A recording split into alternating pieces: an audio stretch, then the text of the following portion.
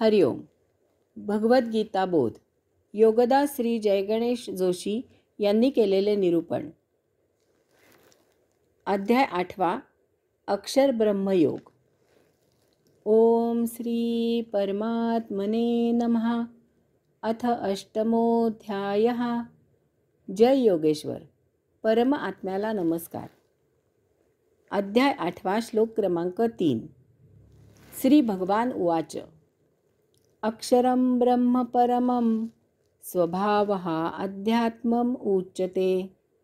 भूतभावोद्भवकरः विसर्गः कर्मसंज्ञितः. श्री भगवान म्हणाले, परम अक्षर ब्रह्म आहे. स्वभावाला अध्यात्म म्हणतात. भूतभाव निर्माण करणारा त्याग किंवा सृजन शक्ती म्हणजे त्याला कर्म असे म्हटले जाते. भगवंत श्री म्हणतात, ब्रह्म म्हणजे जे परम आहे आणि जे अक्षर म्हणजे नाश पावत नाही ते ब्रह्म आहे. ब्रह्माच्या भगवंत श्रींनी 2 कसोट्या सांगितल्या आहेत. प्रथम म्हणजे ते परम असले पाहिजे आणि दुसरे म्हणजे ते अक्षर असले पाहिजे. परम म्हणजे सर्वप्रथम, सर्वात पहिले आधी असलेले. त्याआधी येथे याशिवाय काहीही नव्हते. असे जे काही ते ब्रह्म होय. याचा अर्थ हे विश्व निर्माण होण्याआधी येथे फक्त ब्रह्म होते, किंवा ते जे काही होते त्याला आपल्या ऋषींनी ब्रह्म असे नाव दिले. याचा अर्थ असाही आहे की येथे जे काही निर्माण झाले ते सर्व या ब्रह्मामधून निर्माण झाले आहे. कारण निर्मिती कशातून तरी होत असते. निर्मितीला काहीतरी आधार असावा लागतो. विश्व निर्मितीआधी येथे एकमेवाद्वितीय गोष्ट होती, ती म्हणजे ब्रह्म. तेव्हा अर्थातच हे विश्व ब्रह्मामधून निर्माण झाले आहे. ब्रह्म परम आहे. यावरून अजून एक गोष्ट लक्षात घ्यायची आहे की ब्रह्मामध्ये स्वयंभू अशी निर्माण करण्याची शक्ती आहे. या ब्रह्माच्या शक्तीला आपल्या ऋषींनी नाव दिले आत्मा. आत्मा ही ब्रह्माची शक्ती होय. अक्षर. क्षर म्हणजे नाश पावणारे. अक्षर म्हणजे नाश न पावणारे. नाश न पावणारे म्हणजे शाश्वत, चिर, सत्य असलेले. ब्रह्म शाश्वत आहे, ते चिर आहे, ते सदा सर्वदा असते. ब्रह्म नाही अशी कधीही वेळ नव्हती, नसते आणि नसणार आहे. ब्रह्म सतत असणार आहे. याचा अर्थ ब्रह्म अनादी अनंत आहे. ब्रह्म सतत असणारे आहे, परंतु त्यामधून निर्माण होणाऱ्या वस्तू नाशवंत आहेत. या वस्तू ब्रह्मामधून निर्माण होतात. या विश्वात त्या वस्तू ब्रह्मामुळे काही कालावधी टिकतात आणि मग त्या वस्तू त्या ब्रह्मामध्येच विलीन होतात. परंतु म्हणूनच येथे कोणतीही वस्तू कधीही पूर्णपणे नष्ट होत नाही. वस्तूची मोड तोड जोड होते. त्यामुळे मूळ वस्तूचा आकार, रूप, वजन, गुण इत्यादीत बदल होतो. परंतु ती वस्तू पूर्णपणे नष्ट होत नाही. का नष्ट होत नाही? कारण त्या वस्तूत त्याचा निर्माण करता तो अविनाशी, ते आत्मब्रह्मतत्व उपस्थित असते. वस्तूचे वरचे टर्फल साल निघून जाते. ते पंचमहातत्वांमधून निर्माण झालेले असते. ते त्या तत्वात विलीन होते.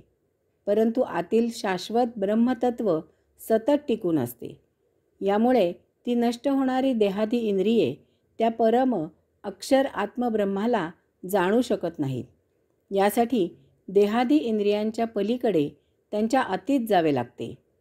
कोणतीही वस्तू उत्पन्न होताना ती आपला विनाशही उत्पन्न करून ठेवत असते. जन्म झाला की त्याचबरोबर आपला मृत्यूही निर्माण होतो. मैत्री केली की तिच्या नाशाचे शत्रुत्व तयार होते. धर्म, न्याय स्थापन केलात की अधर्माला, अन्यायाला वाट मोकळी होते. पुण्य केलेत की पापाला आपोआप आमंत्रण दिले जाते. सौख्य निर्माण केलेत की दुःखाचा पाया आपोआप रचला जातो. भौतिक विश्व या द्वंद्वात अडकलेले आहे. या द्वंद्वापलीकडे अद्वैत आत्मब्रह्म आहे. वस्तू पूर्णपणे कधीही नष्ट होत नाही, कारण त्यामध्ये ते अविनाशी तत्व सतत उपस्थित असते. बीजात आत्मब्रह्म तत्व आहे. त्यामधून वृक्ष निर्माण होतो. त्याला फळे फुले येतात. त्यामधून अनेक वृक्ष निर्माण होतात. हे वृक्ष केव्हा ना केव्हा तरी कालांतराने कोसळतात किंवा प्राणीमात्राकडून उपटले जातात. ते उन्हात वाळतात, थंडी पावसात सडतात, कुजतात, त्यांचा लगदा होतो, तो मातीत मिसळतो किंवा जळून त्यांची राख मातीत मिसळते, त्याचे खत तयार होते, त्यापासून बीज पोसले जाते.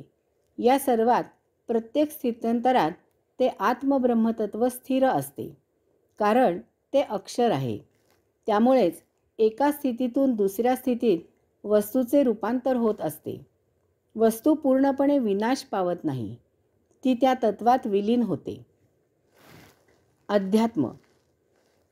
अध्यात्म म्हणजे अधि अधिक आत्म. त्या आत्मब्रह्मतत्वासंबंधी जे जे काही ते अध्यात्म होय. अध्यात्म म्हणजे आत्मब्रह्मतत्वाची माहिती, ते प्राप्त करायची विद्या. या विश्वाच्या केंद्रस्थानी आणि या विश्वात आणि या विश्वाच्या पलीकडे असलेल्या त्या अविनाशी तत्वाची ओळख, आपल्या अंतःकरणात विराजित असलेल्या आत्म्याचा साक्षात्कार. प्रत्येक वस्तूतून व्यक्त होत असलेल्या तत्वाची प्राप्ती म्हणजे अध्यात्म. आत्मब्रह्मतत्वाचे शास्त्र, त्याचा विचार, त्याचे स्फुरण, त्याचा आचार म्हणजे अध्यात्म. अध्यात्म म्हणजे जीवाच्या अस्तित्वाचा वाचक, खूण, चाहूल, पुरावा.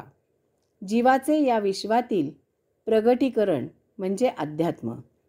अध्यात्म म्हणजे मी किंवा अहम असा जीवाचा भाव. भगवंत श्री म्हणतात की स्वभावाला अध्यात्म म्हणतात. स्वभावाला अध्यात्म म्हणतात. स्व हा जो जीवात्म्याला एक स्वाभाविक भाव असतो, स्फुरण असते, त्याला अध्यात्म म्हणतात.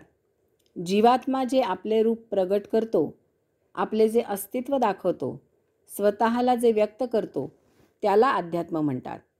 अध्यात्म म्हणजे आपल्या अंतःकरणात विराजित असलेले ते तत्व जाणणे, हे मूळ तत्व आहे. हीच आपली खरी सत्य ओळख आहे. बाकी आपण आपली जी ओळख करून देतो ती भौतिक या जन्मापुरती असते. आपली चिर शाश्वत ओळख म्हणजे आपण आत्मा आहोत. आपण येथे जन्म घेतो आणि आपल्याला एका धर्माचे, जातीचे, पोटजातीचे, नावाचे, गावाचे, देशाचे वगैरे बिरुद, लेबल चिटकवले जाते. ती आपली ओळख बेगडी असते, कारण आपण त्या त्या धर्मात, जातीत, पोटजातीत, गावात, देशात जन्म घेतो, ही एक किरकोळ घटना असते. पुढील वेळी आपला जन्म दुसऱ्या कोणत्या तरी धर्मात, जातीत, पोटजातीत, गावात, देशात, इतर कोणत्या तरी नावाने होऊ शकतो. अशा वेळी आपण बाह्यतः जरी वेगळे ओळखले जात असलो, तरीही आपण अंतस्थ मूलतः तेच ते अविनाशी आत्मब्रह्मतत्व असतो. ही ओळख करून घेणे म्हणजे अध्यात्म. आपण या जन्मी कोणती भाषा बोलतो हे गौण आहे, कारण पुढील जन्मी आपण दुसरीच भाषा शिकू. माता जी भाषा शिकवेल ती भाषा आपण बोलू. याचा अर्थ जी भाषा आपण शिकू ती तेवढ्यापुरती, त्या जन्मापुरतीच असते. याचा अर्थ आपली मूलतः मौन हीच भाषा आहे. यास्तव मौनात ध्यानसमाधी साध्य होते, कारण त्यावेळी मौन ही आपली मूळ भाषा आपण आत्म्याजवळ बोलतो तेव्हा त्याचे दर्शन होते. तसेच निस्तब्ध, निश्चळ असणे हाच आपला मूळ स्वभाव आहे. आपण वळवळ करतो ते भौतिक वस्तुजगत प्राप्त होण्यासाठी. अध्यात्म साध्य होण्यासाठी शांत, निश्चळ, निस्तब्ध बसावे लागते, तेव्हा आत्मदर्शन होते. भजन, कीर्तन, नर्तन अशी भक्ती करतात, ती सगुण उपासना असते. शेवटी परमात्मा प्राप्त होतो तेव्हा असा भक्त निर्गुणात प्रविष्ट होतो, शांत, निश्चळ, निस्तब्ध. भगवंत श्री म्हणतात की स्वभावाला अध्यात्म म्हणतात. याचा अर्थ स्वभावतःच आपण अध्यात्माचे उपासक आहोत. अध्यात्म हाच आपला स्थायी भाव आहे, परंतु भौतिक जगताच्या भोगापवर्गतेमुळे आपण हा मूळ स्वभाव विसरून गेलो आहोत. भौतिक जगातील वस्तू आपल्याला आकृष्ट करतात, मोहात पाडतात. त्यामुळे आपण आपला अध्यात्म, परम आत्मा प्राप्त करणे हा वस्तुतः एकमेवाद्वितीय स्वभाव पूर्णपणे विसरून गेलो आहोत.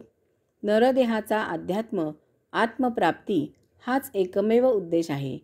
मानवी देही केवळ हेच आपले उद्दिष्ट आहे. परंतु आपण या मायावी वस्तू जगतात गुरफटून गेलो आहोत. तेव्हा हे ज्ञानाने जाणून अध्यात्माची कास धरावी आणि आपला आत्मोद्धार साध्य करावा. कर्म.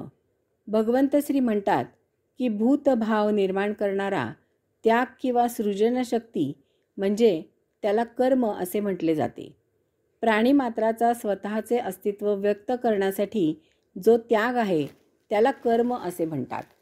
भगवंत श्रींनी कर्माची महाविलक्षण नेमकी व्याख्या येथे सांगितली आहे. वास्तवात आपण आत्मा आहोत. आत्मा अकर्ता आहे, परंतु तो जडदेही व्यक्त होण्यासाठी स्वतःचा मूळ स्वभाव त्याग करतो आणि प्रगट होतो, व्यक्त होतो, दृश्य होतो. त्यावेळी त्याच्याकडून जे केले जाते त्याला कर्म असे म्हणतात. आत्मब्रह्माला निर्माण करण्याची सृजन शक्ती आहे. ती जेव्हा व्यक्त होते तेव्हा जीवात्म्याकडून कर्म केले जाते. वास्तवात आत्मब्रह्म अव्यक्त, निराकार, निर्गुणी, अरूप, मौन, स्तब्ध, स्थित, शांत आहे.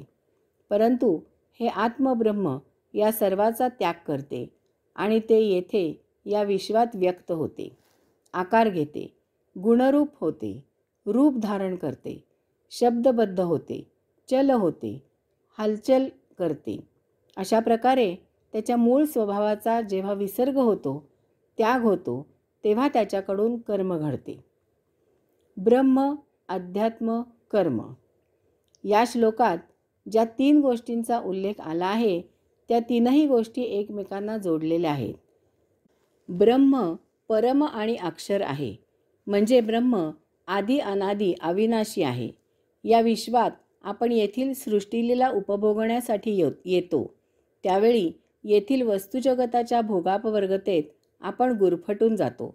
तेव्हा येथे भान ठेवायचे आहे की आपण येथे या सृष्टीलीलेचा केवळ आनंद घ्यायला देह धारण करून अंशात्मक रूपाने आलो आहोत. अशावेळी भौतिक संसारात व्यग्र न होता अध्यात्माचे भान सतत ठेवायचे. आपण त्या परम आत्म्याचा अंश आहोत. परम आत्ममिलन हा आपला एकमेव जीवनोद्देश आहे. यासाठी आपला मूळ स्वभाव जो अकर्ता तो आपण विसरता कामा नये. याचा अर्थ कर्म विकर्म झाले पाहिजे आणि त्यावेळी अकर्मदशा प्राप्त झाली पाहिजे. कारण मूलतः आपण अकर्ता आहोत. जे कर्म करतो ते येथील सृष्टीधर्म चालू राहावा एवढ्यासाठीच करत असतो. त्या कर्मात आपण गुंतायचे नाही. नेहमी निष्काम कर्म केले पाहिजे. नेहमी प्रत्येक वेळी तटस्थता असली पाहिजे. हरिओम.